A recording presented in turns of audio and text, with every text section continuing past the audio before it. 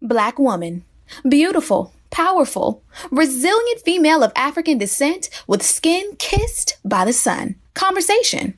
A talk, especially an informal one between two or more people in which news and ideas are exchanged. We love being Black women. Black women are ambitious. Black women are confident. Black women are diligent. We are tenacious. We walk out of our houses put together. We are many shades and personalities of fabulous. But we as Black women don't talk about our dilemmas, current events, and what's going on every day that affects us. So we created this podcast as a way to laugh together, cry together, and have an open conversation about life as Black women. Oh, that's deep. Black Women Conversations.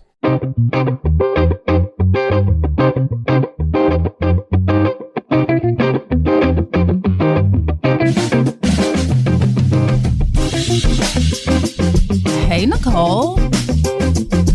Hey, Janine. How's your week been? My week has been rough. Of course, everybody knows I live in the great state of Texas. So I'm in Houston, and we have been pretty much off work all week, which most people are like, oh, at least you got off work. Yeah, not when you don't have power, girl. So we've been basically without power, and a little bit of the ways we were without water pressure. We actually had water in my house, but we up and went to my sister's house the first night, Monday. So last time we were in Lake Austin because we were doing this little vacation trip that we cut short about a day because we wanted to beat the ice storm. And we came back Sunday night. And we were fine here. Like, everything was cool, but we knew that the temperature was going to drop to like 9 degrees overnight. Of course, we woke up and there was no power. I was like, great, there's no power. I wonder when it's coming back on.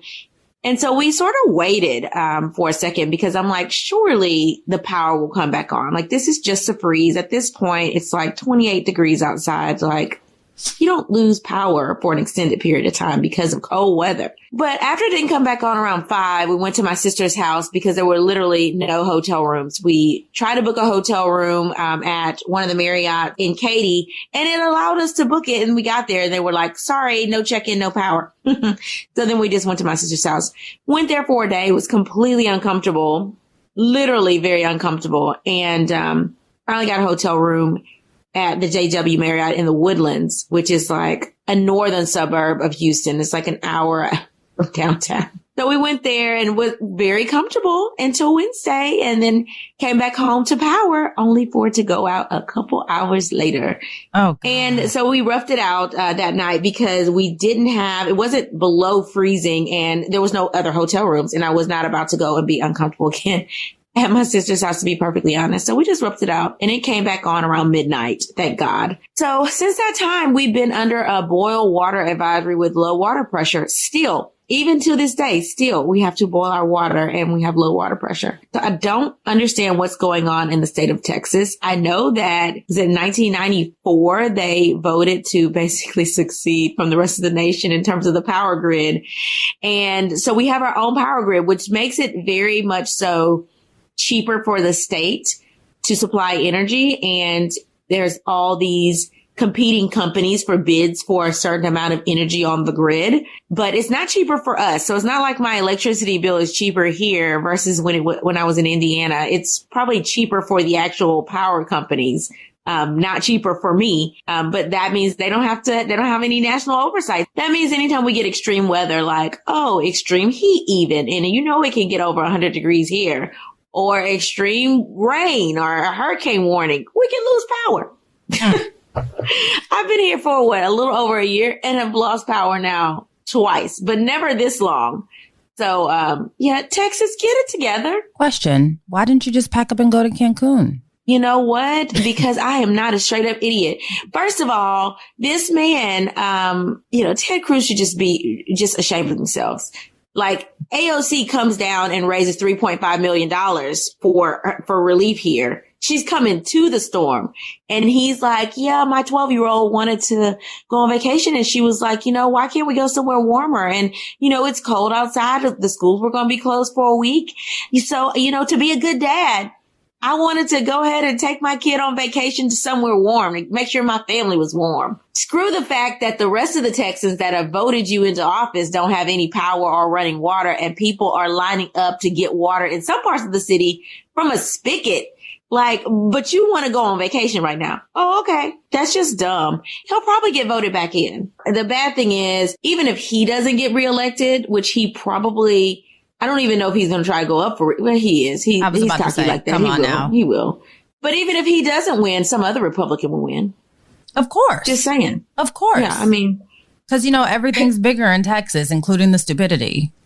Yeah. And I don't want to say that being a part of the Republican Party is like bad, because I'm sure that we have listeners that are Republican as well. But I do think that there's something to be said about being an extreme Republican that doesn't understand or identify with your constituents. Correct. That's what I have issue with, but I digress. I don't think that it's necessarily wrong to be a Republican, but I will say that if you are a Trump supporting, still believing the Trump propaganda Republican, I question your mental state. I really do. Yeah, I agree with that. I do. So, Janine, what you been doing this week? So, unfortunately, my father decided that he wanted to visit the hospital a couple times this week. So let me tell you something. This week has given me a renewed, 2020 did this too. And the fact that we're living in a pandemic has done this too. But this particular week has given me a renewed sense of what's really important in life, right? Like, all of this stuff where, even talking to you and what you were going through, it's like, you know what? All of this like material stuff that we work really hard to attain is really not that important.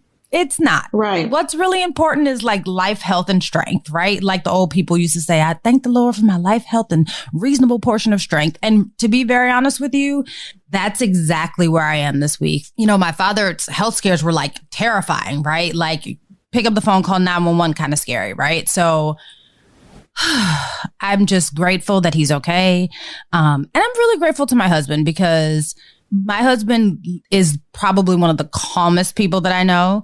And in these kinds of situations, he's just like super level headed and like, let's just do what we need to do, Janine. And he acts very quickly. And I'm just really appreciative to him. So this week has given me a renewed sense of like, love the people that you love and let them know that you love them, and don't sweat the small stuff, because 90% of the stuff that we worry about is just that. It's small and unimportant. And shout out to Ken. I feel like you definitely need calm in the middle of a storm. And I don't think enough people understand that. Like, if you're in the middle of a storm, you can't be a storm. You can't come in like again, yelling and freaking out, because everything else around you is freaking out. Like, you have to be level headed and just go with it. Like, some things you just have to go with and figure it out later. Just handle business. And you're like that too, though, later. Nicole. You're like that. You're very like, let's analyze this. It'll be fine. We're going to like figure out what we're going to do, put together a plan. No need to panic. So that calm helps me, helps people like me. It always makes me feel better in these kinds of situations after I speak with you, because you're like, oh, this is simple. And you explain it to me in, layman's terms so that I can understand it. And then I'm like, okay, I feel better. It doesn't sound like such a, a huge thing. Well, I'm glad that your dad is okay. Because that is it's just so stressful when anybody that you love is like not well, because you're always trying to figure out like, why are they not well? Mm-hmm. Like, what's going on with them? Why are they not well? And for your dad, it's, that's your dad. Mm-hmm. So I just, so I know that it's anxiety provoking just because it's your dad. Be calm when it's your dad, it's your family member. Mm-hmm. Like when my grandmother was here and my grandmother was like falling and demanding still to go back to her house, my mom was like, well, she can go back home. She can go back home. We could just check on her. I'm like, okay, no. How is she going to live by herself if she is falling? If no one is there to pick her up, she could be on the ground all night. So it almost takes like somebody that's semi-close enough to tell you about how you're not making sense, to actually make sense. Because my mom was just like not really thinking. And I was like, okay, she's going to need long-term help. Like, she is going to need, because it's hard for people to get older in front of you. Correct. I understand that 100%. To age, yeah. And see, that's something like, that she can do X, Y, and Z. I'm like, she cannot do X, Y, and Z anymore. And I think that we should do an episode about that, Nicole, because I think that, you know, as younger people, I don't think that we're often as cognizant as what it's like for that's getting older to get older. Yeah. But also, I think because they're fighting getting older, they don't always think as rationally as as they should, as you said. So I feel like, you know, maybe that's something that we talk about, because the truth of the matter is, you know, around our age is when we have to start worrying about our kids and our parents at the same time. But it's frustrating when you're trying to get your point across and they're trying to get their point across, and everyone has a rationale for their point, but those points do not agree. So I think we should do an episode on that in the future. We should talk about that. All right, Janine. So what's on your timeline this week? February is Teen Domestic Violence Month. Ironically, one of the stories that was heavy on the timeline was FKA Twigs suing Shia LaBeouf because of relentless abuse.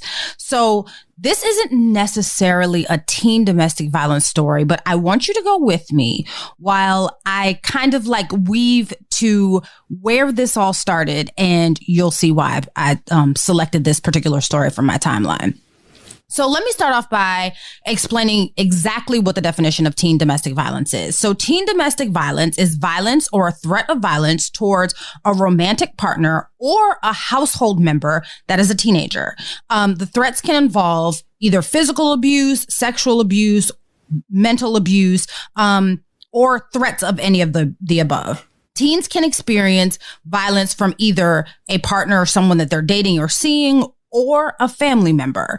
This week, FKA Twigs, who is a British singer and songwriter, you may not know her, but she's also an actress. She sat down with Gayle King to talk about the lawsuit that she filed on Transformers star Shia LaBeouf. If anyone remembers from Disney Channel, is also Even Steven. His ex-girlfriend, Carolyn Foe, and FKA Twigs filed this lawsuit citing relentless abuse and sexual battery. Now, when FKA Twigs sat down with Gayle King, she said that he would do things like force her to sleep naked because if she wasn't sleeping naked, she was somehow keeping herself from him. And he would accuse her of all kinds of things that were baseless accusations. And he would even, say demeaning things to her, like call her vile and disgusting. Since the interview, another one of Shia LaBeouf's girlfriends came out and supported FKA Twigs, posting her Elle magazine cover, she's on the cover of Elle magazine this month. And it was posted with a simple caption that says, "Thank you," which I think most of us that read the caption took it to mean thank you for speaking out, because somehow she might not have had the strength to speak out against this. So Twigs goes on to say in the interview that the progression of this was very subtle. There were little steps that she would see, but she never actually put all the pieces together to expose exactly who he really was. So I must say that Shia LaBeouf did respond back in December when the lawsuit was initially filed, in an email actually to the Times, and said, "Many of these allegations aren't true." He said many. He did not say all. "Many of these allegations are not true." But he also goes on to say that I am not in any position to tell anyone how my behavior made them feel. I have no excuses for my alcoholism or aggression, only rationalizations. He says, I have been abusive to myself and everyone around me for years. I have a history of hurting people that are closest to me, and I am ashamed of that history. I'm sorry to those that I hurt. So since then, though, LaBeouf's lawyers have since responded saying that he denies generally and specifically each and every allegation. Of course, that's what lawyers are supposed to say. So you ask, what does this have to do with teen domestic violence, right? Let me take you back a bit. How did Shia LaBeouf and FKA Twigs become romantic? So back in 2018, a movie came out. That movie was called Honey Boy. Honey Boy is a semi-autobiographical film about Shia LaBeouf's life that he wrote while he was in rehab. And it's based on his abusive relationship with his father. The film documents the young actor's abuse throughout his late childhood and early adulthood. people often think of teen domestic violence as two teens abusing one another.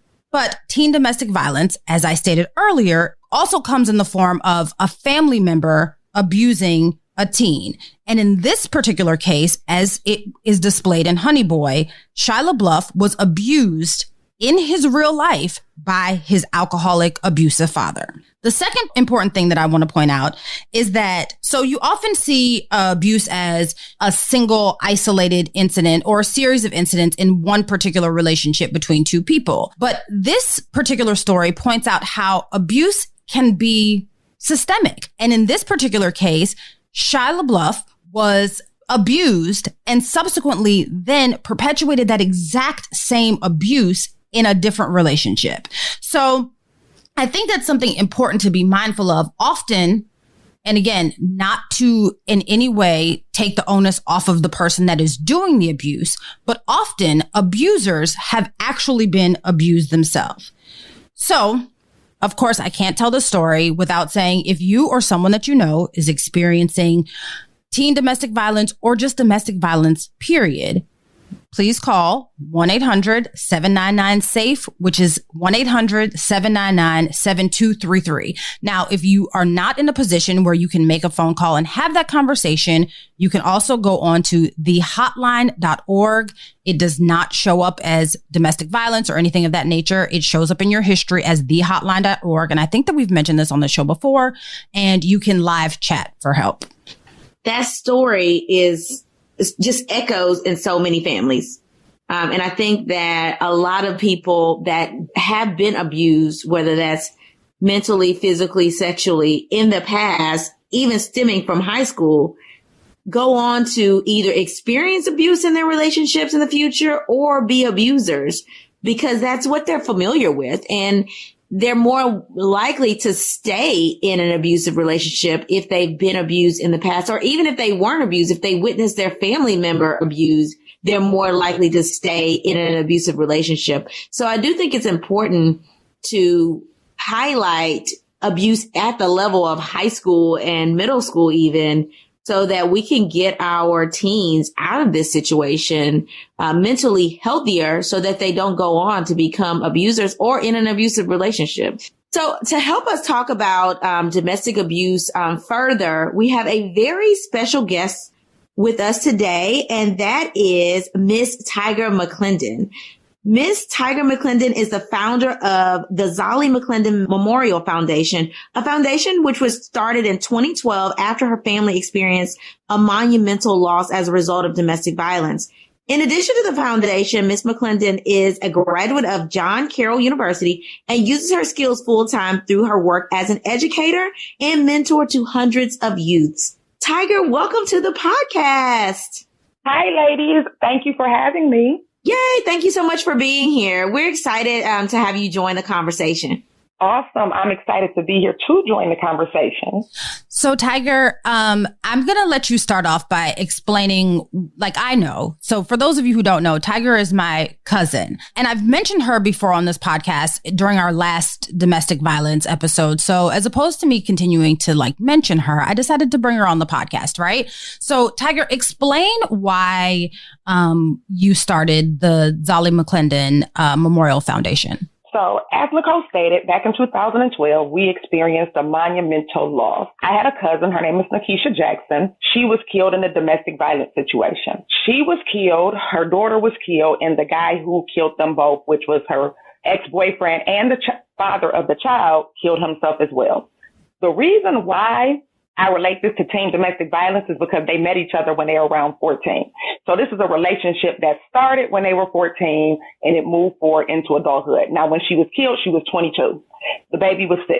And I just think that these young girls, they get into these relationships and they're young. So, teenagers have a wrong answer for everything. So if they don't necessarily have someone trying to tell them or guide them through situations, and even if they do have someone trying to guide them through situations, they, sometimes they might tend to make mistakes for whatever reason. So she decided to stay with this guy. And actually, you know, I met him. I'm not going to necessarily say when I met him, I had a bad vibe, but I met him when he was a teenager. He went to jail. He came home from jail. She had the baby. Right after she had the baby, he went to jail. He came home from jail and they both were in two separate relationships. But I guess old feelings came up and I guess they tried to work it out. It didn't necessarily work out. So on one particular night, he came over to her home. She was living with someone at the time. He came over to her home and he asked her to step outside. He shot her. He came in the house. He retrieved their child. He shot the child in front of her. Then he shot my cousin and then he killed himself. So now we have 3 people who are no longer with us. And I felt like all of this could have been avoided. One, had he had somebody to talk to, because he was struggling. And a lot of people want to, you know, say that he's the devil. But in my working in the community, people don't want to realize when people try to reach out to help. You know, we in the Black community, we don't believe in therapy. So when people tell us or tell their friends and people around them, oh, I'm struggling, they tell you, get over it, go to church or, you know, whatever. So nobody's listening because there was so many people like, man, you know, he did try to reach out. He did try to connect and no one tried to help him. So now we have this end result. I felt like if somebody would have extended an olive branch to him, everybody would be alive. Wow. So, oh my God, I'm so sorry that your family had to go through that.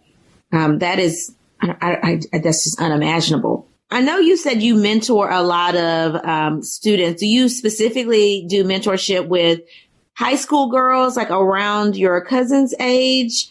Or are you specifically focused on domestic violence and teen domestic violence now?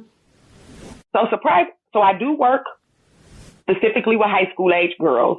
But surprisingly enough, there is so much emotional trauma and abuse that goes on in the high school. I wasn't aware of that. Like when I was in high school, I didn't see it, but I think I just didn't know what we were looking at. So, you know, growing up, you would always hear like the guys are kicking game, like the guys are, you know, whatever it is. But now that I'm older, I'm realizing those are the beginnings of a little narcissist. Mm-hmm. Those are the beginnings of manipulative ways and how they try to manipulate these girls into believing whatever it is that they're saying to get whatever it is they want, or to, you know, make them believe whatever it is they need them to believe to keep them where they want them to stay. So when I pick my girls in my girls group, I think the spirit literally leads me to these girls because I've had a good 7 or 8 girls in domestic violence abuse relationships while I was mentoring them. So just trying to push through all of those situations is rough. I'm going to give you an example. I had a young lady. She just actually graduated in 2020 with a 3.56 GPA. The whole time I've known her, she wanted to be a dentist. So Janine and I actually have a cousin that graduated number 1 from her dental school. So I'm like, great, you can meet my cousin. You know, she can help mentor you. So that was her 9th, 10th, and 11th grade year. She wanted to be a dentist. We get to her senior year. I said, hey, we need to start getting ready to apply for colleges. You know, what are we going to do? She tells me, oh, no, I'm going to be a dental assistant. She didn't drop down to a dental hygienist. She dropped down from a dentist to a dental assistant. She doesn't want to go to school. She wants to stay here. So I do my best to try to get her to go to college. I filled out an application. I sent it in for her anyway, and she was accepted. She wanted to stay here with a boy. This boy was abusive. He calls her fat. He calls her ugly. Mind you, he probably doesn't even have a 2.0. She has a 3.56. She graduated number 11 in her class. And he hits her. He talks down to her. He drags her. It's just so many times where she's called me on the phone and she said, Miss McClendon, I'm tired of him putting his hands on me.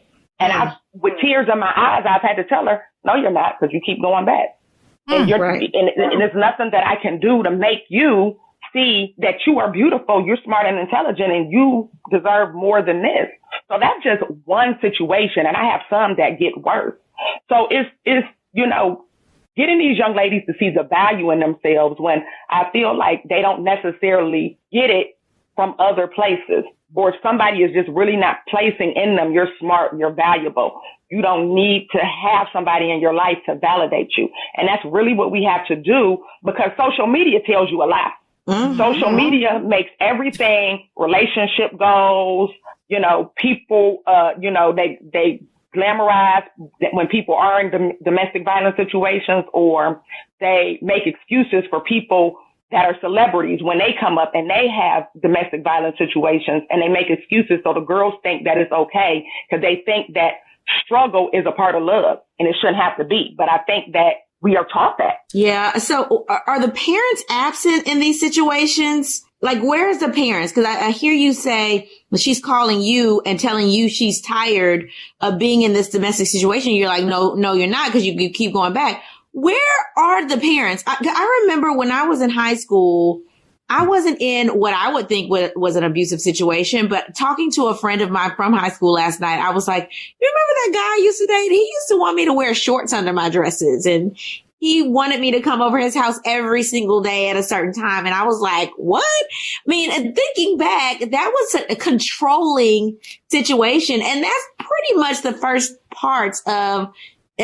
signs that you're in something that's abusive. Somebody's narcissistic enough to think they can control you to wear what they want you to wear. But I remember I did not want to tell my mom about that because she would have lost it. So I'm sitting here listening to you tell us that this student is calling you saying she's tired of the situation.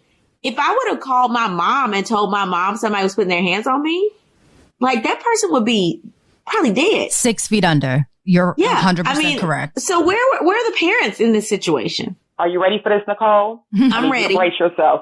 I'm bracing. Mom is okay with the relationship. Mom lets him come over to the house. Mom cooks him dinner. Mom can't know about this abuse, though. Mom cannot know.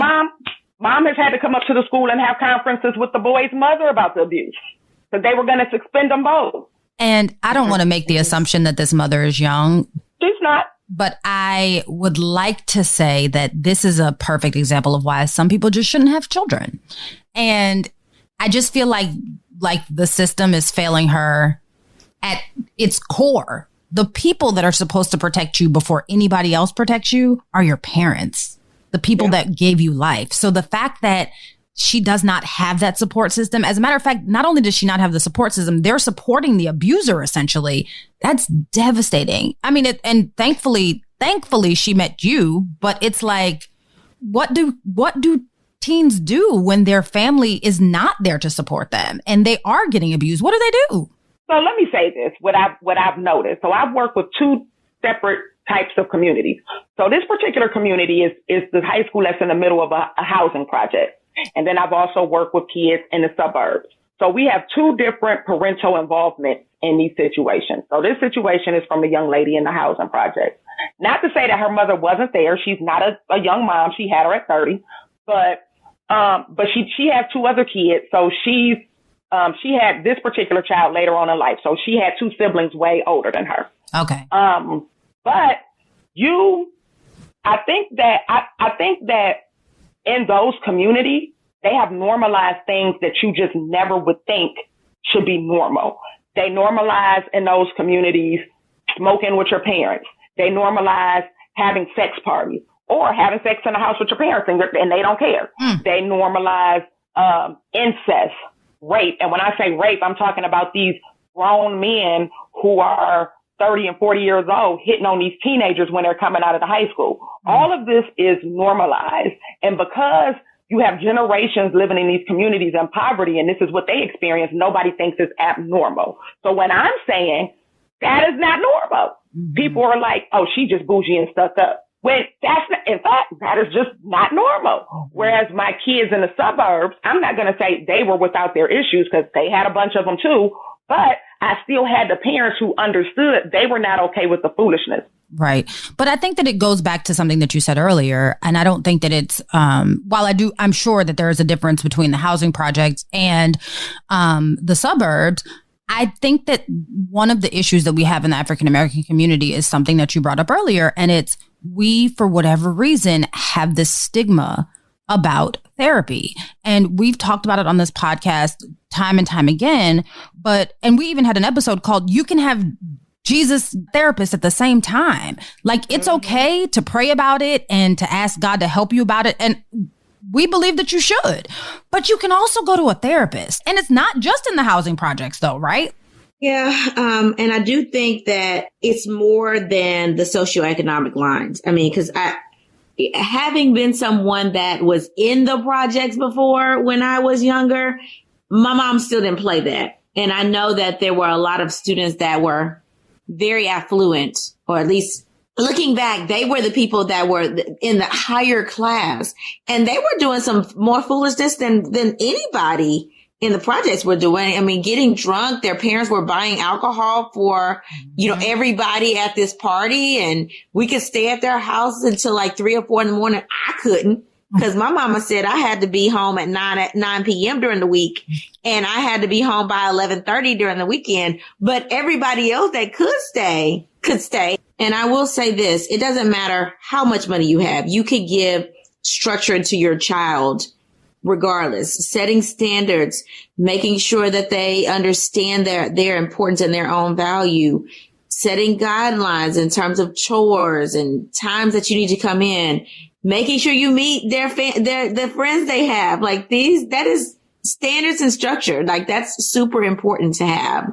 Now, Tyger, at this point of the show, some of our listeners have wrote into us, sent us DMs, and ask us for advice. And so we usually pull those that are related to the topic so that we can then give them advice. And we want your help today with some of these scenarios that have been sent in to us. Okay. This one is interesting. It says, "Hi, ladies. I'm writing in about my daughter. My daughter is a sophomore in high school, and she's seeing a young man that goes to our church. We've known him since he and his mother joined the church when he was a baby. He seems to be a good kid, but there are some things that concern me. The first thing is that he always seems to be at our house. I feel like he only goes home to sleep. He seems to be the kind that is manhandling my daughter a bit. He hasn't hit her to my knowledge, but he does often pull on her or shake her when he's speaking to her to try to get his point across. I brought this up to my husband, but he didn't seem to think that anything was amiss, and he said that he would keep an eye on it. As I said, I don't think that he hits her, but the way that he speaks to her often seems a bit aggressive and sometimes demeaning. I feel like our daughter would come to us if she felt unsafe, but she grew up in a peaceful, loving 2-parent household, so I'm not sure that she would even recognize signs of abuse. My question is, how can I do a relationship welfare check with my daughter without making things awkward or appearing to be a helicopter mom? Thanks in advance for your advice, Lois." Helicopter mom. I would say when it don't smell right, it ain't right. And if this person is at your house all the time, then you know it's not right. Like, you don't have to go to your husband to ask him if it's right or not. And it's so surprising that the husband, I wonder if that's like her stepdad or if that's her dad, because, or biological dad, because I can't even imagine, even if, so my dad passed away when I was 10, but even if my uncles thought I was being abused, like that person would have hell to pay. Like even the thought of it would be at least a conversation to say, hey, have you lost it? If you treat my niece this way, you're going to have hell to pay. So I'm surprised that the dad's just like, oh no, it's fine. No, if somebody's putting your hands on your daughter and shaking them to get their attention, that's not right. Even grabbing your daughter's arm when she walks away, like that is not right. I would want to know more so about, why is he spending so much time at your house? Like, what's going on over there at his house? Is he in an abusive situation that he's fleeing from and he doesn't want to be at home because maybe somebody's putting their hands on him? Or is he witnessing his parents fighting? I would want to know more about that. And I would actually talk to him first if you think that your daughter is not going to receive it well. And I would just have a conversation like, hey, what's your household like? And go from there. And then depending on what his reaction would be, would tell me how I would need to react next. But I would want to find more information out first. So there's so many things wrong in this scenario. So she's saying that he's shaking her and grabbing her. So that means you've witnessed it. Right. Why have you not checked that when you first saw that? So when you saw him do that, you should have checked him right then and there. Mm-hmm. Excuse me. First of all, you in my house. Take your hands off my daughter. After that happened, it really shouldn't have been no more. He's allowed back in your house. Now, here's the caveat. Here's where you can run into some problems. He can't come back over anymore. Daughter still wants to see him. Once you checked it the first time, though, and sent him home because he would have to go home. Now we have to sit down and I'm going to have a talk with my daughter. How many times has he done this? Why do you think this is okay? This is why it is not okay. I don't understand how she even got to her husband if she witnessed the abuse herself. And dad ain't no type of man, because if dad witnessed it too, why are you not yanking up little boy and throwing him out the house like Uncle Phil did Jazz? Yeah, I don't understand anything. That I didn't understand. Yeah, I don't get it. I definitely didn't understand. I completely agree with you. But I do think something that you said, Tyger, is you do have to tread lightly here. Because if you have a daughter that's going to get mad at you and now she's going to go over to his house because he's not allowed over there, you got to tread lightly there, because you could be pushing your daughter away even further into an abusive situation just because you come in like a bulldog. So I completely agree. If she witnessed this firsthand, she should have said something firsthand instead of waiting for her husband to validate her thoughts. I completely agree with that. I completely agree that she should talk to her daughter, but I do think that she should talk to this boy as well, and talk to his parents as well. Like, this is what your child is doing. And the next time he does it, I'm going to have him locked up. I'm calling the police, because I cannot witness him put his hands on my daughter and not say anything in the future. There's something going on at this boy's house, and he is probably acting out. And so definitely you have to get to him before, or not really before, but at the same time of trying to talk to your daughter. And that situation can turn into a lifelong situation for your daughter if you don't step in now. If she starts to pull away and you don't reel her in now to show her what support looks like, it can have devastating long-term consequences. So, yes, shaking is abuse. Yelling is abuse. Belittling is abuse. All of those things are abuse. You don't have to get any validation from anywhere else. You don't have to get validated from your husband. You don't have to wait for him to step in and be savior here. It's abuse. And so you need to step in, and that's whether you need to step in and take legal action, but you do need to at least step in and figure out what's going on in his house. And you also need to step in and talk to your daughter. And who knows how long what your daughter's actually been suffering with when you're not around. So your daughter might need counseling. Your daughter may need to seek help elsewhere to make sure that she is okay and to make sure that she feels supported.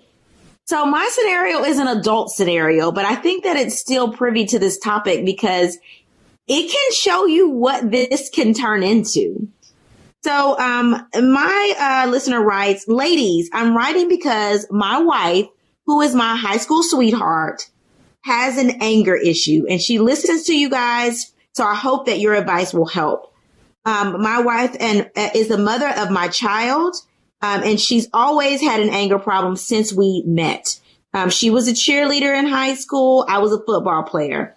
To add insult to injury, in addition to her anger, she has cheated on me at least twice. The last time I know about was 3 months ago.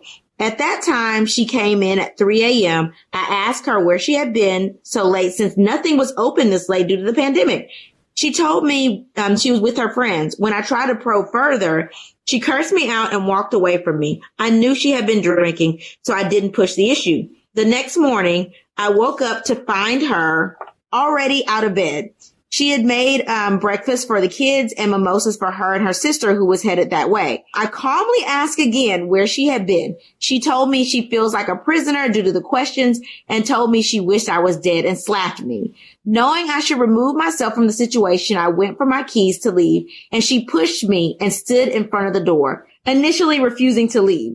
When I turned to go to the front instead, she ran to grab a knife. Seeing her with the knife, I dodged her attempts to stab me, grabbed her wrist, and squeezed until she dropped the knife. I pinned her to the ground until she was calm. Once her sister arrived, though, she started screaming. Her sister threatened to call the police, so I left. Now my wife wants me back. I've been out of the house now since that time, but in our counseling sessions, I've been encouraged to try to keep an open mind. I love my wife, but when she drinks, she gets angry. She claims she has changed. She has not had a drink in 3 months and is extremely nice to me. The kids are heartbroken. Do you think someone could genuinely change? Please give your advice. So this is a flip side. I actually love that you brought this in because this is a flip. This is the woman being an abuser. But that is what she did, one, is a classic narcissist. She flipped it on him and then gaslighted him. I feel like a prisoner just because he asked you a simple question. Where have you been? Again, even though she is an adult, that behavior, that's a learned behavior. So she probably saw that herself growing up in the home. So she feels like it's okay.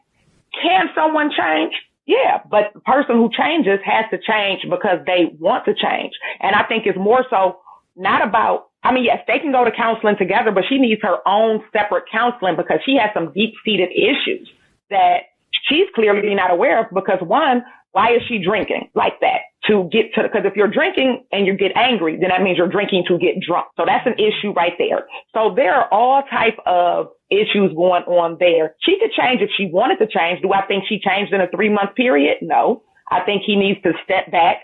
I think he needs to still evaluate the situation, let her get to know herself better and love herself better and figure out what her issues are. Then they can revisit it. And I don't know how old the children are, but at some point in time, he's going to have to sit down with the children and explain in the best way he can to whatever age level those children are, why he's no longer in the home. I think that, okay, so let me start with the children. I think that at this point, the children need to come first, right? And I don't think that the children need to be in a home with an alcoholic mother. Let's call it what it is, right? When you drink to medicate yourself and drink to the point of getting drunk and angry, you have an alcohol problem. You are an alcoholic. We do not want children in a situation where they're exposed to this abusive alcoholic behavior. It's just like the Shia LaBeouf story. We know where this ends. So the first priority in this situation needs to be the children. The second priority in this situation needs to be your safety. You have to think about it like this. What's going to happen to your children if she kills you because she pulled a knife on you? Like, let's be real about this. This wasn't a little bit of abuse. She pulled a knife to try to kill you. If she kills you and now she's in jail, now who's raising your kids? Like, I get it. And, I understand that it's probably harder because, the male ego does not really allow you to say, you're being abused or your wife is putting you in a vulnerable situation. That ain't really cool and masculine, right? But we're past that point here. We are past that point. You are not in a safe situation. And yeah, do I think that people can change? Absolutely. 100%. People are able to change, but it takes work. And it's not, 3 months of work. It's go to rehab because, at 3 months of not having a drink, you're just a dry drunk. You're not a recovering alcoholic. Your wife needs to work the steps. She needs to go and recover for herself. And then, as Tyger said, go to therapy on her own while you all are going to couples therapy. But I think that you all need some time apart. And yeah, if she changes and has proven to herself and you that she's okay and she's better and she's recovering, then yes, maybe if you're available, you revisit this. But I don't think that you should stay in this situation because it does not end well. It just does not end well. And just because you're a man does not make you exempt from being killed by your spouse. What I want to know is, this is your high school sweetheart, and she's always had an anger issue. What is going on with you that you asked this woman to marry you with the anger issue?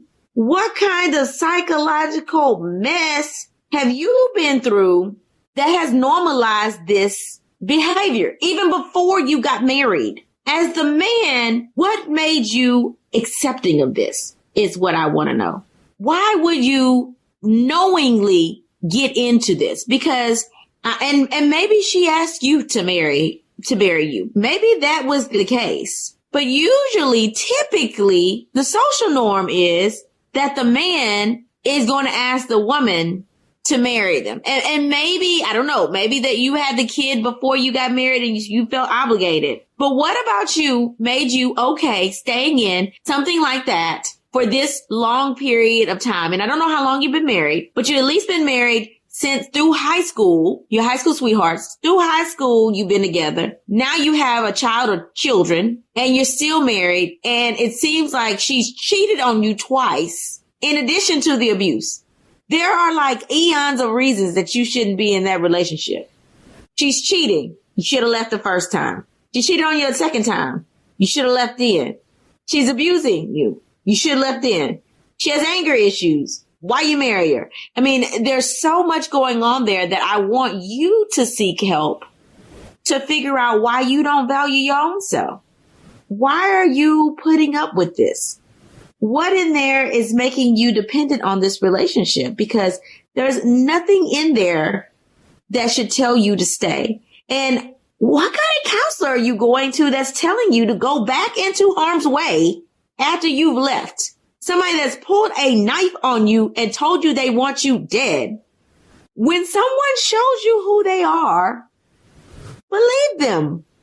And if she's saying that she wants you dead and she's pulling a knife on you to show you that she wants you dead, then why would a counselor tell you to go back into the home to try to work it out, to keep an open mind? That doesn't make any sense from a professional standpoint. I would never tell my patients to go back in somewhere that is not safe. So who is your counselor? I'm confused about the whole situation. And, you know, he probably thinks, oh, well, she's just threatening. She wasn't really going to stab me. She wasn't really going to do. But once she has a couple drinks at night with her friends one night, who knows how she feels and what kind of rage she's going to be in when you're in the bed asleep. You cannot belittle the fact that this woman is threatening to kill you. You cannot belittle that she's pulled out a knife. You can't make the assumption that she's changed and she won't do something when she's under the influence, because people are uninhibited when they are under the influence of alcohol. And she hasn't drank in 3 months. Okay. Well, let's see what happens when a major holiday comes up the next time. Let's see what happens when you're around her and after you take her back. Let's see what happens then. Because I don't hear you saying anything about her getting any major help, like Janine said. Like, is she doing the steps? And even if she was doing the steps, I would still argue that you need to remove yourself from that situation. It's called show and tell. And after 3 months, this is not show and tell. Like, let's give this some time. And if she does the work, and if you still have feelings and you haven't moved on to something so much better that's not abusive, then if you want to work it out, okay, I would still say run away. That's what I would say. Stay away. I agree. Go run and don't look back until you have a reason to. Right. Take your kids out of the situation. You don't know what they're doing. She's going to do to them. She's going to get angry when she finds out you're not going to come back. That's probably going to drive her to drink again. And how are her kids going to handle that situation? Is she going to start abusing the children? And I would argue that the children need counseling as well because they've witnessed the cycle of abuse. That's true. So I just want to say, as far as, I don't know what state they're in, but I do know here in Ohio, it is so hard for the father to get custody of kids. Like in Ohio, you basically you can be on crack and they're still going to let the mother keep the kid because they feel like, you know, the best place is with the mother, and they're going to do whatever they can to help the mother get help or whatever to be able to keep the kids, as far as maybe putting someone in the house or whatever. But it is so hard for fathers to get right. Now, if they're in a paternal state where they favor the father, he's good. But getting kids out of a home is, because she sounds like she's not going to make that easy. That's not going to be, I'm going to get my kids and I'm just gone. That is not going to be the situation. My concern is I don't necessarily know how mentally unstable she is, that she might do something to the kid. And then we might have a situation where we have, what's that movie For Colored Girls Only? And we have a situation like that that is my only concern when we have kids involved. So as Nicole said, the kids really are the most important thing in this situation, because essentially we have a person that's a substance abuser, and mentally unstable. But you know what, Tyger? The good thing, even if he's in the state of Ohio or one of these other states that don't value dad stepping up, unfortunately, is that they've gone to counseling. So now they have some documentation that says that she has a drinking problem. They have the documentation from a professional. And I would have my lawyer subpoena those records and I would turn them in and I would get some legal documentation to say that she was unfit. Because if you're in danger, if you have somebody that's admitted to a licensed professional that they had a behavior problem, they were angry, and they used to drink, and they admittedly pulled a knife out on you. If that's all documented, then he shouldn't have a problem. I wish somebody would. Nicole, what did you learn this week? So I learned a couple things. One, that 99% of cases of domestic abuse also have financial abuse involved. So that is one reason that a lot of women don't leave situations. So we say, well, why did you stay? Girl, why did you stay? Why did you leave? Well, because he's controlling the finances. And it's not like you can just go get a hotel room. So that is one thing that I learned, which I thought was like completely sad. And the other thing that I learned, because I have a son, so I'm very much so worried about him being in a violent situation. But when we come to teen violence, 1 in 15 male high school students have been involved in a physically violent relationship with a woman or female student being the abuser. Oh God. Those numbers are just so staggering. Like that is, oof. So something that I learned are a few typical signs that teens are experiencing domestic violence at home. So irritability is a sign. Frequent fights or aggression towards others is a sign that they're experiencing domestic violence at home. Treating pets with cruelty. So young people that don't have compassion for animals and or abuse animals, that's a sign that they're being abused at home. Gaining attention with aggression, and involvement in violent, intimate relationships. So oftentimes those who are involved in violent, intimate relationships have also experienced domestic violence at home. Thank you so much for coming on the show. Can you tell people how they can follow you, reach you, find you on social media? So on social media, I am Z as in Zollie, M as in McClendon, M as in Memorial, F as in Foundation, CEO, so ZMMF CEO. The Facebook page is where we put the majority. So we are the Zollie McClendon Memorial Foundation. That is the actual organization site. We don't actually have a domain, so we use the Facebook page as our site to put everything that we have going on. So if you want to see the different programs we run and the different activities we have going on, you can mosey on over to Facebook and pull up the Zollie McClendon Memorial Foundation. Awesome. Thank you so much for all the work that you're doing in the community, supporting these girls. And, let us know how we can help, how we can uplift you and partner with you in the future. Awesome. Thank you so much for having me. Don't forget to listen, subscribe, and rate us. We love the comments on Apple Podcasts, so don't forget to leave them. And now you can log on to OhThat'sDeepBWC.com and join the conversation by leaving us a voice message. You can tell us what's on your timeline or give us a scenario for Let's Talk Through It. All you have to do is log on to OhThat'sDeepBWC.com and click voice memo. Ready for the motivational moment?